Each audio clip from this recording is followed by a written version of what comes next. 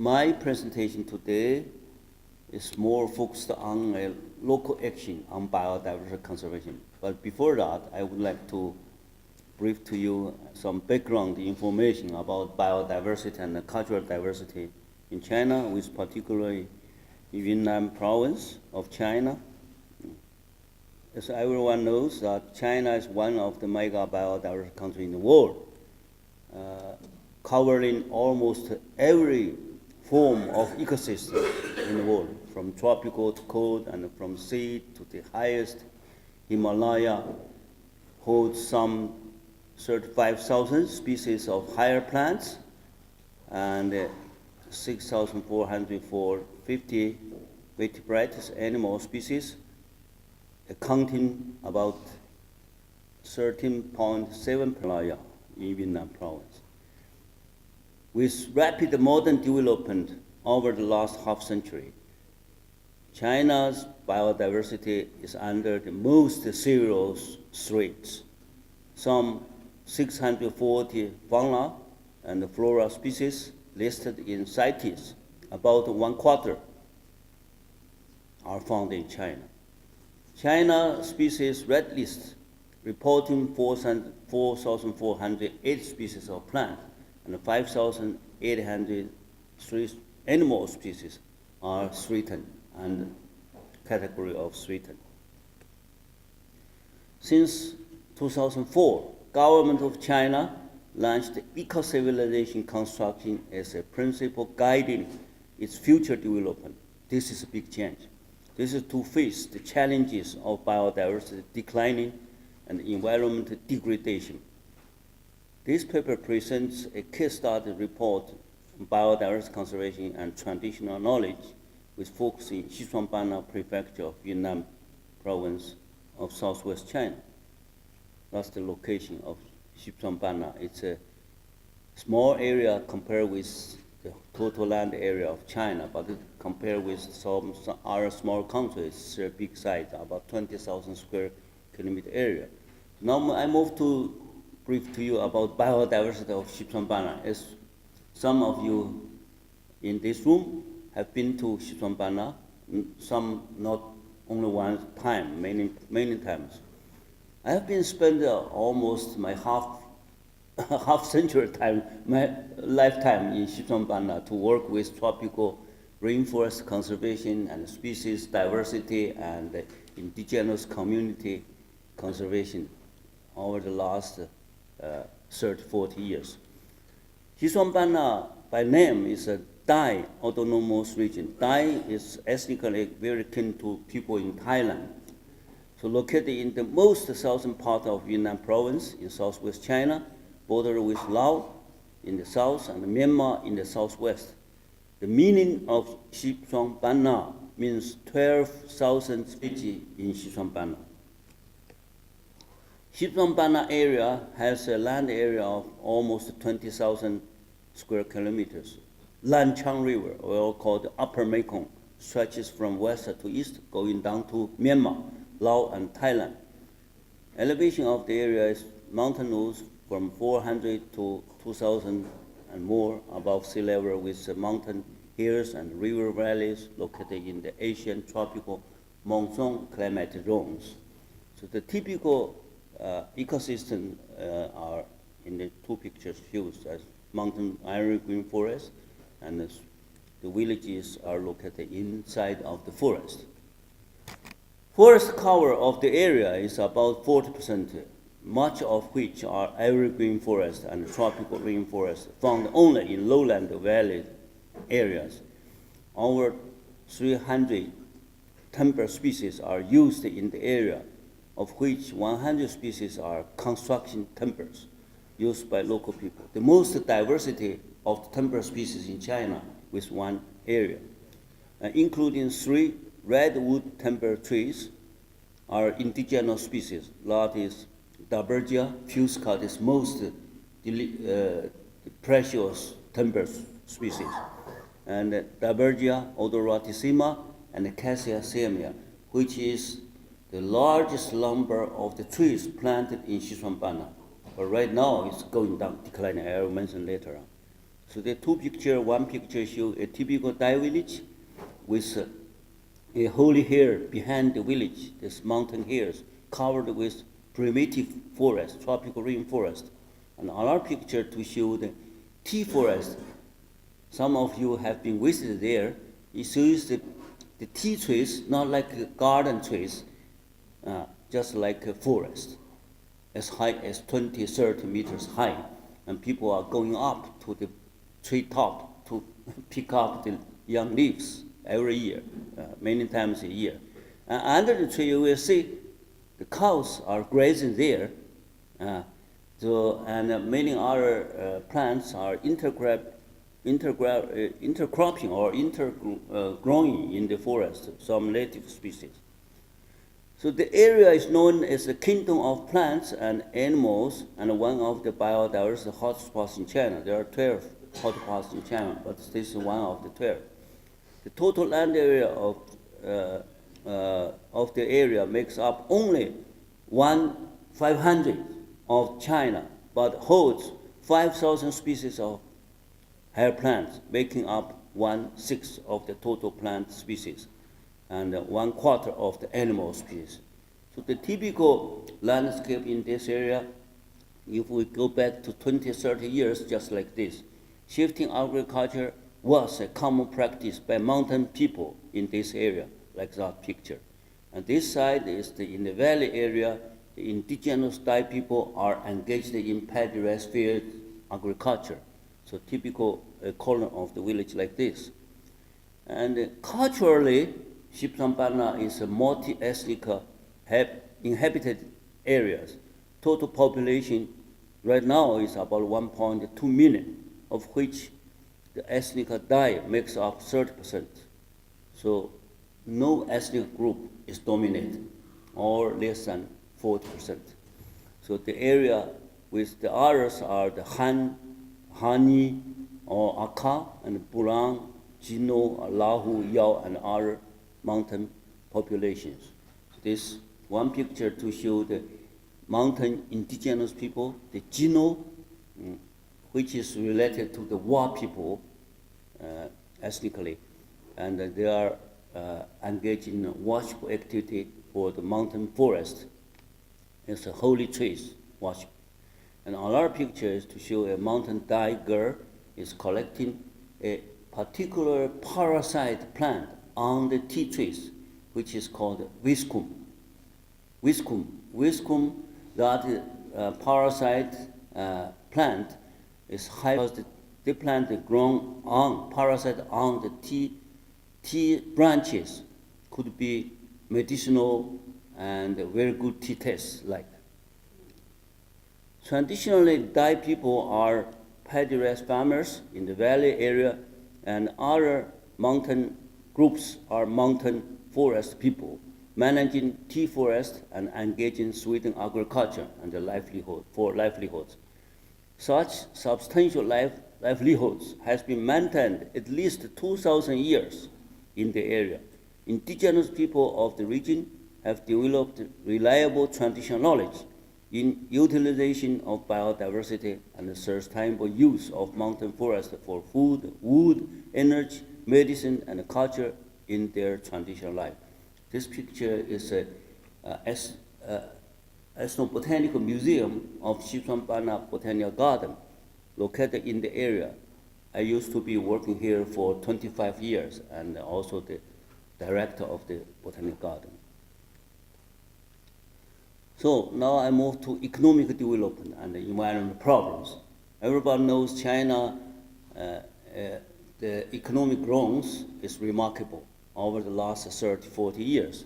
But on the other hand, environment degradation is another big issue for Chinese, and for also the people in the world are so concerned about that.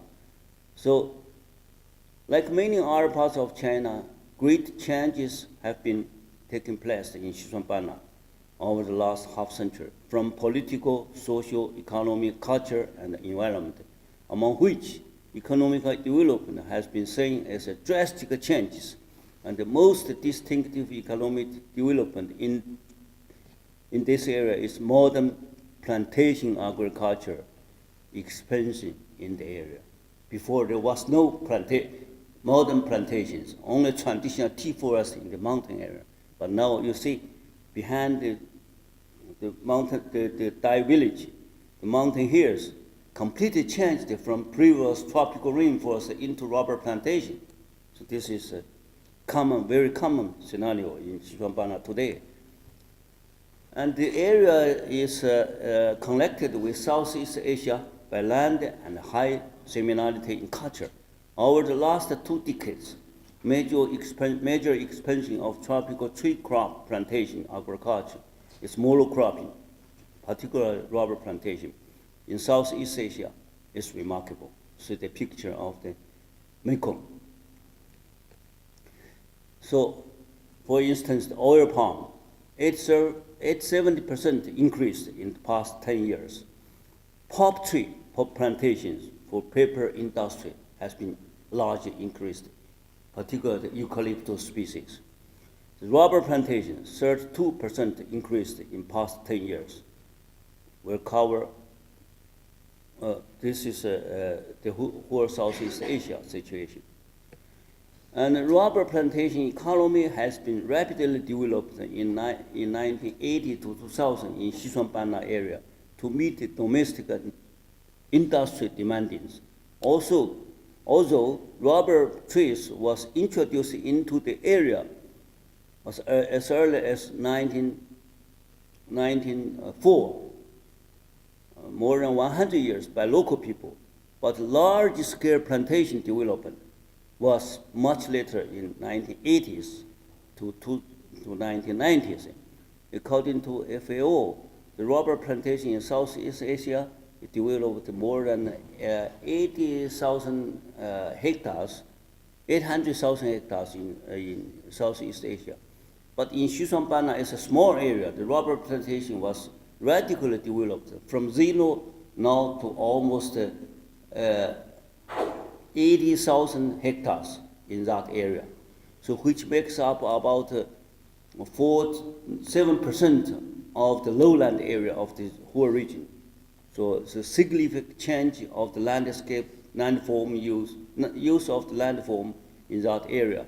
So if you look at all the mountain hills and the valleys are occupied by rubber plantation or monocropping.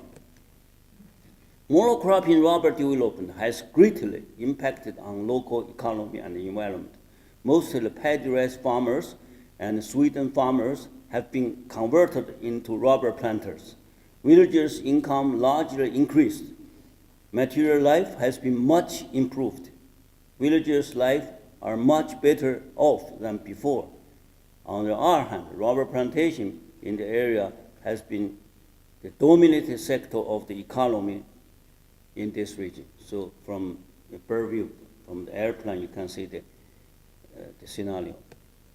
At the same time, rapid rubber development causes many environmental problems.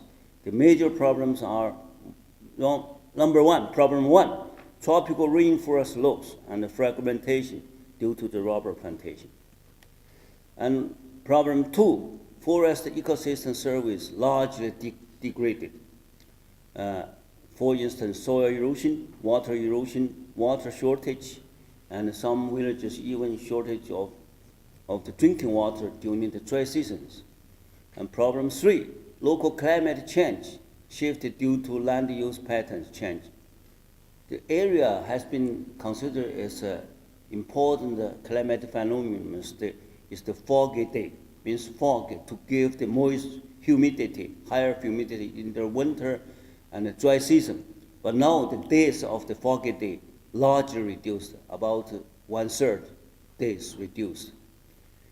And problem four, rubber trees diseases occurs, and significant diseases in the rubber production. Controlling diseases bring pollution problem. Problem five, pollution in rubber production process. Used firewood to process before, right now use the electricity. And problem six, many high location of the rubber plantation above 900 meters above sea level, and the slopes above 24 degrees. The growing rubber is not profitable and causes forest vegetation loss. On the other hand, the rubber plantation is low profit, but the forest is disappeared in such an area. You see the rubber plantation process, rubber plant. Rapid economic development has been brought about a cultural change and the disappearing of traditional knowledge, as communities are largely depending on rubber for livelihoods, no longer pay attention to forest management and traditional agriculture, as well as wood culture lost. So what is the solution and the initiative is being taking place in Xishuangbanna in this area? We always talk about conservation biodiversity. We have to look at global. We have to look at the country level, like China, a big country. But actually, we must action at local. The local action is most important for biodiversity conservation. So ecological friendly rubber plant practice would be currently a good idea. We cannot immediately make all rubber plantation disappear. The problem is not rubber itself. Rubber is a great tree to contribute to economic development and also a part of environment. But actually, dominate rubber plantation development in one area is not a good idea. And monocropping is even worse. But however, the monocropping is a traditional practice for rubber plantation agriculture, how to improve it. So now we proposed to have an ecologically friendly rubber plantation. But this is a good idea, but in practice, it's rather difficult. So proposed action 1 is replace the rubber by forest in the designated biological corridor area. The total corridor takes about 1,100 square kilometers, about 5 to 6% of the total region. So one action was a ceremony signed in the last October to start to initiate a tropical rainforest restoration project near the Jinhong city. So this is the blueprint, the planning of the replaced previous the rubber plantation to restore the tropical forest. And proposed action 2, replanting local trees on low-yielding rubber plantations, including hilltop, valley bottom, and deep slope, and poor soil sites. The total area about 30% of the rubber plantation. Planting local temperate tree species, like I mentioned earlier, Cassia siamia, and Gymnellia arborea, and Ansocephalus chinesis. It's a fast-growing tree. 3 to 4 years can forming a land cover of the total area. So then proposed action 3, development of intercropping or agroforestry rubber plantation, like jungle forest, jungle rubber in Southeast Asia, in particular Indonesia, to plant medicinal plants, tea trees, edible plants, rattans, and the rubber trees. These 2 pictures are showing some of the practice. And then application of traditional knowledge in mountain farming systems. So proposed action 4, use traditional tea forest farming practice to manage mountain tea garden to better quality tea and improved eco-service functions. Proposed action 5, development of community conservation of medicinal plants and the traditional medicinal in home gardens, Buddhist temple yards, that's a public area, and wild cultivation in community forest area. So right now I'm doing this project to work with community people to maintain biodiversity in the medicinal plant sector and also maintaining of traditional medical culture.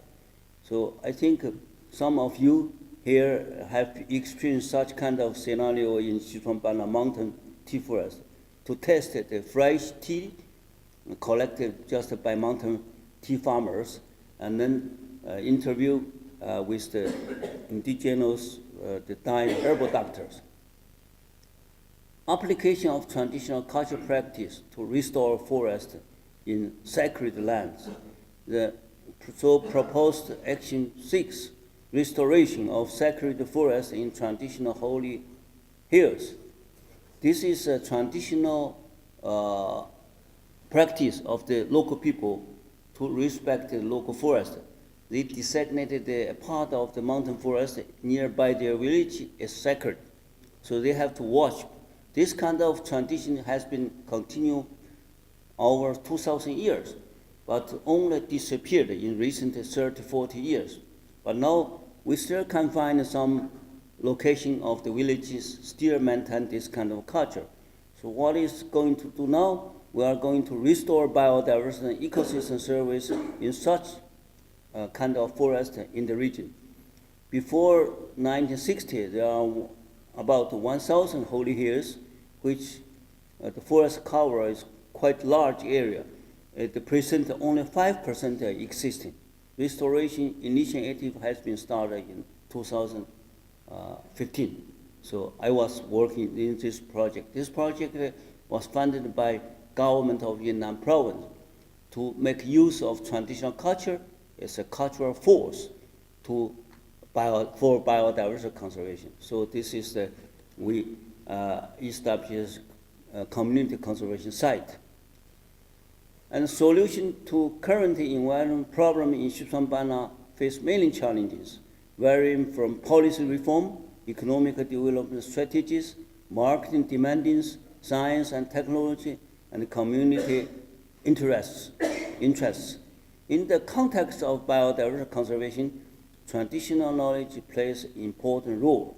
Local community is the key stakeholder groups, and eco-civilization guiding policy is the leading policy for sustainable development of China.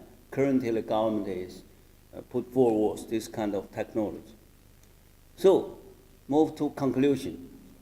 The rapid economic development in Xishuangbanna has already created negative impact on environment and biodiversity. This is very clear. And the ignoration of traditional knowledge in the development process of economy. For instance, rubber tree has been introduced in the area over 100 years. And the rubber economy, model economy development only recent 30 years. With the collective efforts by scientists, decision makers, enterprises, and the local communities, the mono rubber economy of Xishuangbanna needs to be guided into a local adaptive economy system based on biodiversity and traditional knowledge for sustainable development in the future. Thank you very much for your attention.